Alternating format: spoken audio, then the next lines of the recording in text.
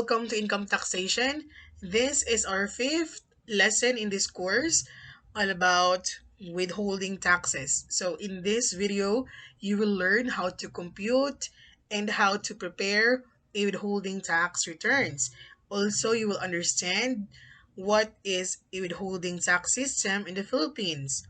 So our lesson objectives is that at the end of this lesson, you will be able to understand the overview of the withholding tax system in the Philippines, identify the different withholding taxes on different income payments, and apply withholding tax rates on certain cases, and of course, prepare and file a withholding tax return. So this lesson is actually quite exciting because this will be the first time that you will prepare a withholding tax return using a BR form and of course a manual return. Okay, so if you're ready, let's start.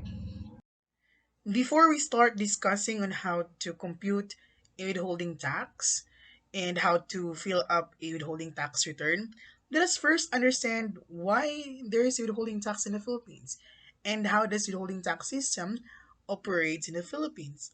Okay, so if you recall, we have a tax law, and then this tax law is being implemented and effected by the executive branch of the Philippines, and that is under the president. So the executive branch will collect taxes from the people, and then these people, who are now the taxpayers, will be burdened to pay their taxes. So there are a lot of taxes. We have income taxes, value added tax, and property tax, and so on. So these taxpayers will now go to the Bureau of Internal Revenue as the collecting agent of the government. These people, these taxpayers, will file and pay their taxes to the Bureau of Internal Revenue. However, in the case of income taxes, the filing and deadline for income tax is usually annual, meaning to say the buyer has to wait for 1 year before it can collect taxes from the people, from the taxpayers. And then, as we know, the government would need funds to support its expenditures, its activities to protect the people, right? So, waiting for 1 year would be a long period and then burdensome on the part of the government. So, the BR, under the administrative visibility of taxation, would tap these people, the withholding agents. So these withholding agents will be directed to withhold taxes from their payments. So how would these withholding agents withhold taxes from their payments? Okay, so remember that these withholding agents are considered as the buyer taxpayers, and then they buy their products from the supplier taxpayers.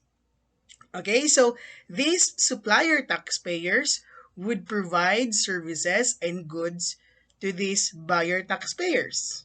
Okay, so it's always like that. So these buyer taxpayers would purchase service or goods from the suppliers.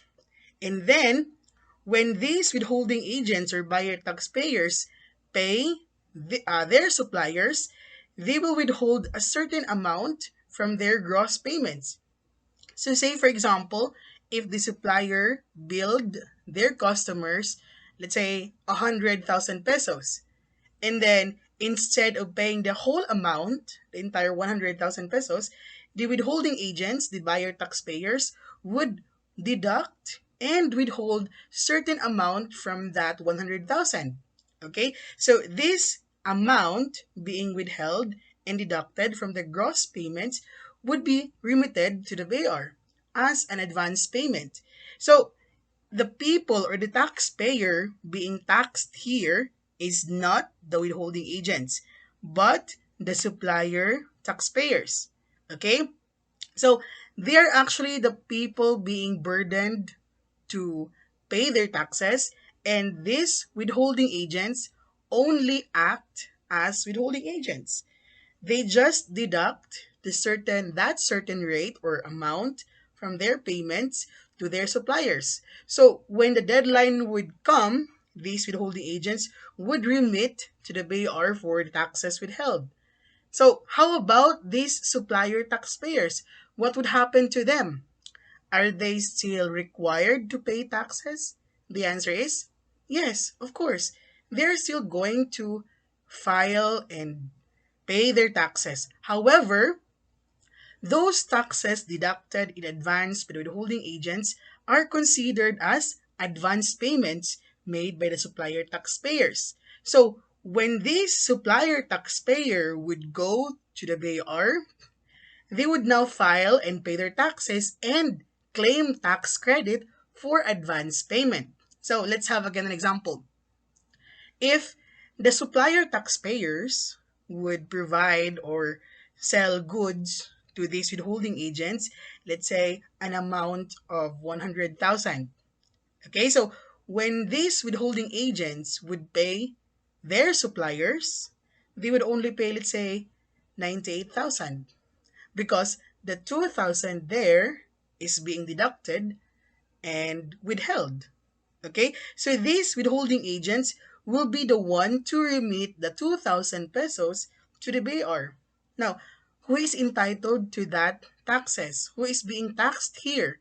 Again, the supplier taxpayers are being taxed here.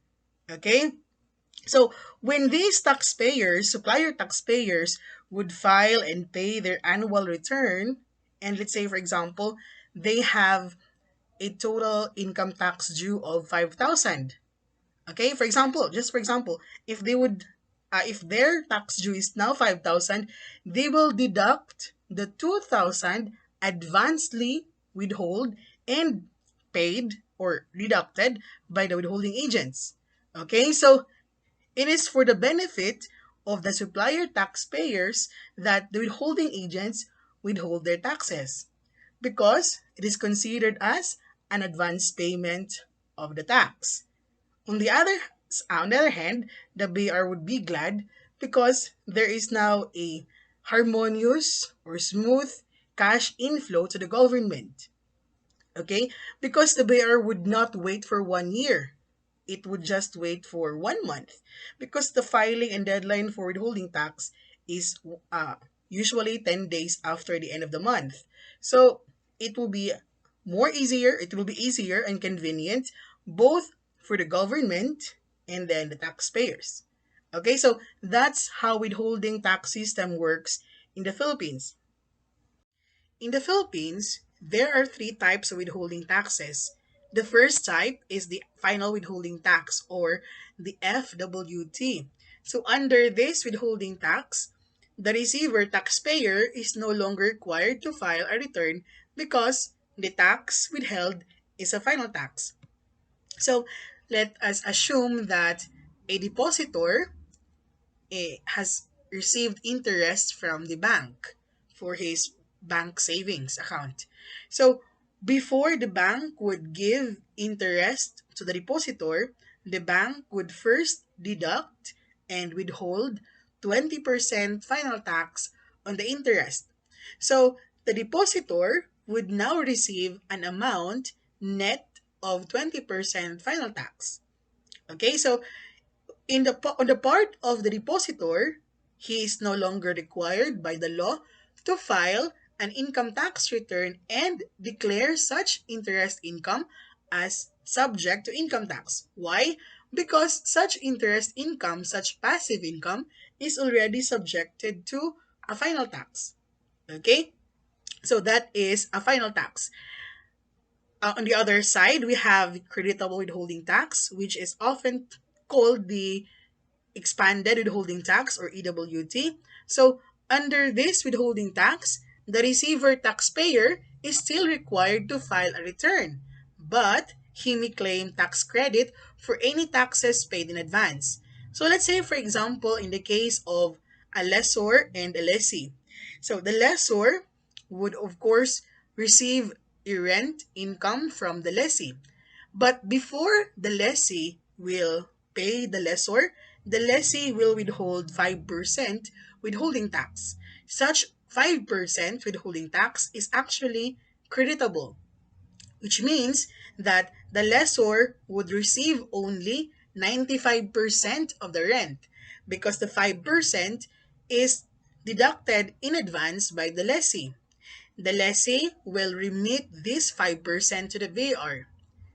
On his annual income tax return, the lessor will still have to declare such rent income as an income. Okay? So the lessor would still have to include the rent income on his income tax return.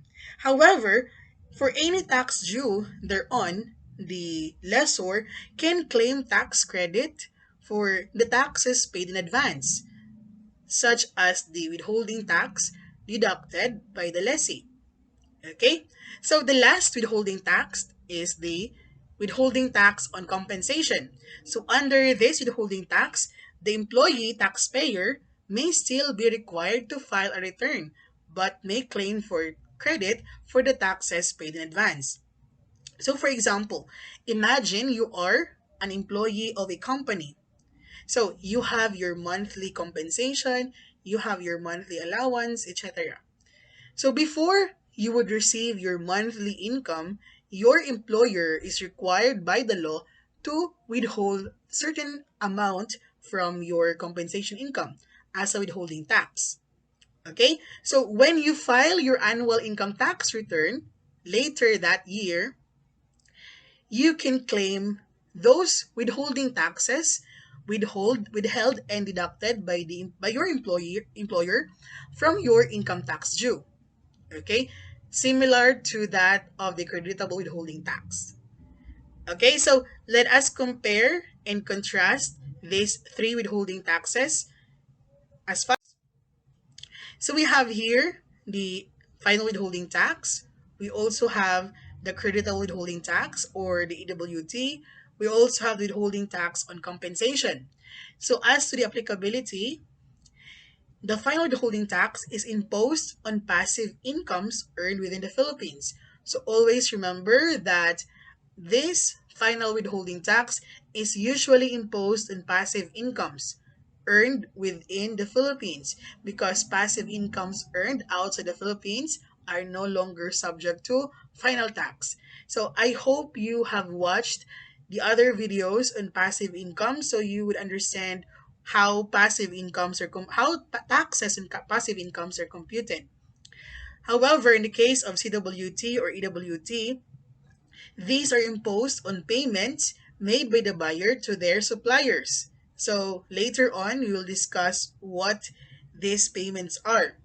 And we have here the withholding tax and compensation. These are imposed on salaries paid by the employer to their employees. As to timing, um, for final withholding tax, it is withheld at source, meaning before the payment is made, the taxes are already deducted. The same way the CWT and the withholding tax and compensation. So they are actually the same. Now, before the taxpayer would receive income payments from the other taxpayer, there is already a tax deducted. As to the question who withholds the tax, for final withholding tax, it is the payer of the income. So, for example, in the case of dividends, the stockholder is the receiver of the income, and the payer of the income is the company or the corporation.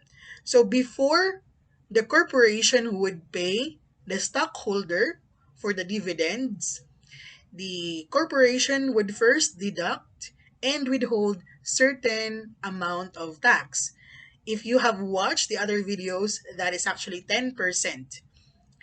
And in the case of CWT or EWT, it is the buyer or the payer of the income who would withhold the tax. So for example, if you are a top withholding agent, so any transactions, any purchases you made with your supplier, you should withhold 1% or 2% from your payment. Okay? So later on again, we will show you what this is all about. And we have the withholding tax and compensation. Again, it is the employer who would withhold the tax. Okay?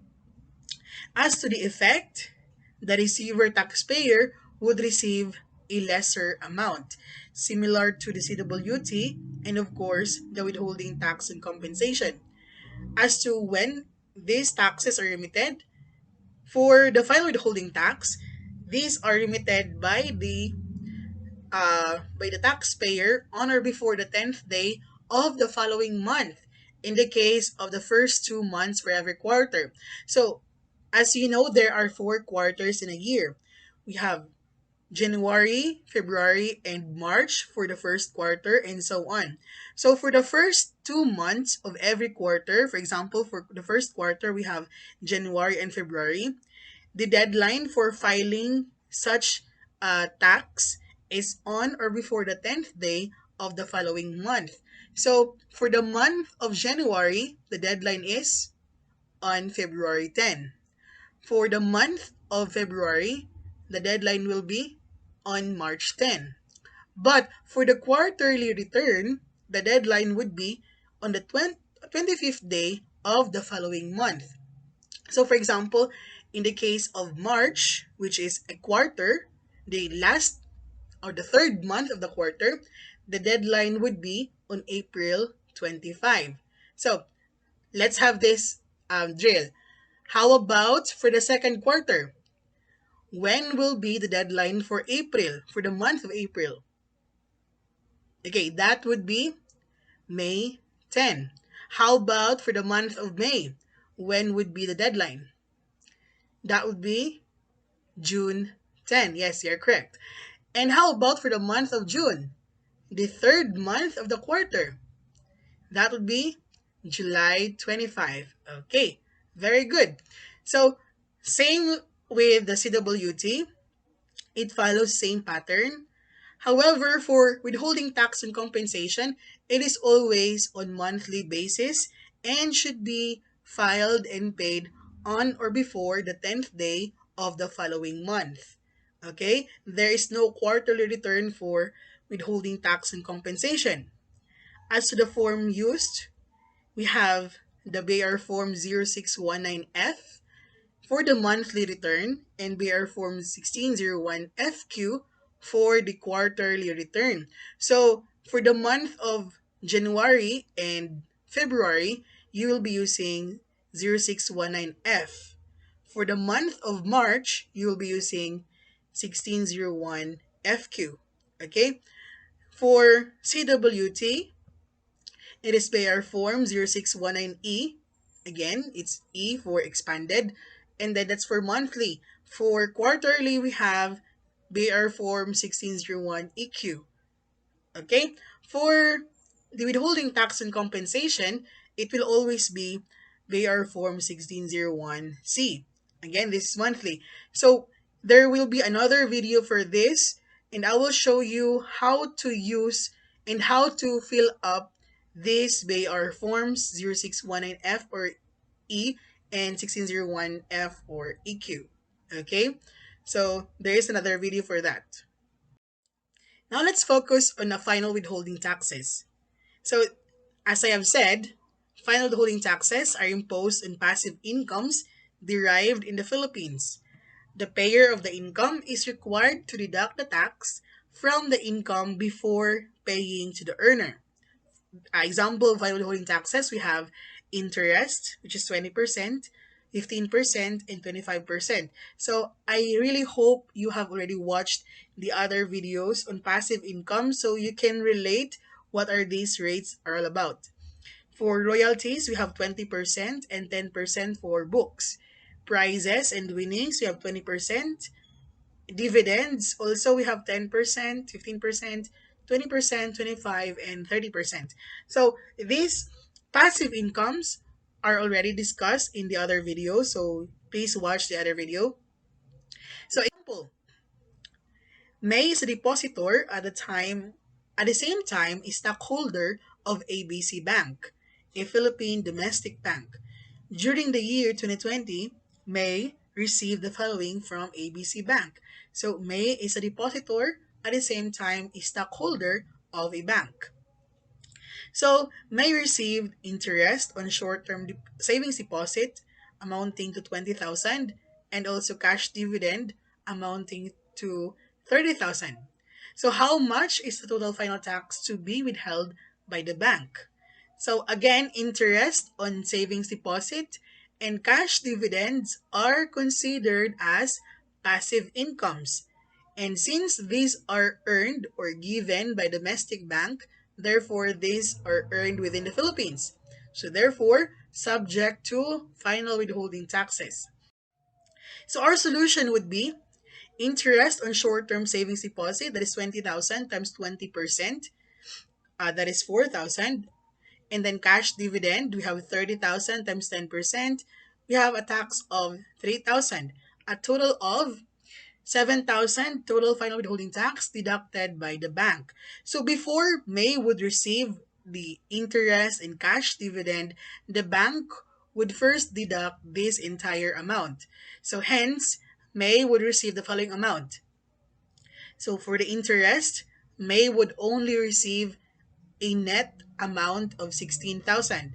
And for cash dividend, May would receive an amount of 27,000 pesos. So a total of 43,000 pesos. Okay? So since this is a final tax, this is May is no longer required to declare these incomes on his income tax return. Okay? So why? Because the tax is a final tax. So May don't should not add these two items on her gross income. Okay? Again, since the incomes are already subjected to final tax, May is no longer required to include these items on her gross income. After you have learned about the final withholding tax, now let's proceed to creditable or expanded withholding taxes. So these taxes are imposed on income payments made by the buyer to the supplier of goods or service. The tax is deducted in advance before the payment. The supplier receiving such income, net of withholding tax, can claim tax credit once it files its annual or quarterly return. So examples of these taxes are the 5% of the rental payments if and only if the rent payment is more than 10,000 in a year. Okay? So if it's not more than 10,000 a year, then you don't have to deduct the 5%. So these rental payments is made by the lessee to the lessor of the property. We also have 5% or 10% for professional fees rendered by an individual professional. So, for example, you are an accountant or an architect and you have a client, okay? You rendered professional services. So, before your client will pay you for the professional fees, your client would ask you first, how much is your total annual gross income? Again, your annual gross income. If you will declare as a professional, if you will declare that your annual gross income does not exceed 3 million, then your client would deduct 5%. However, if you would say that your total annual gross income exceeds 3 million, then your client will deduct 10% from the professional fees. Okay? So say for example, you bill your client for let's say 10,000 100,000 for example. Okay, so your client would first ask you how much is your total annual gross income. If you would say I'm earning 4 million in a year, so your client would it automatically deduct 10% from the professional fees before it pays you or before he pays you the professional fees. We also have 10% or 15%. Again, this is the same, but the professional services is rendered by a corporate taxpayer or a partnership, for example. Okay, so 10% if the annual gross income does not exceed 720,000, and otherwise it's 15%. Okay? So, let's have an illustration. John, a VAT registered taxpayer, is an accountant and an owner of an empty warehouse.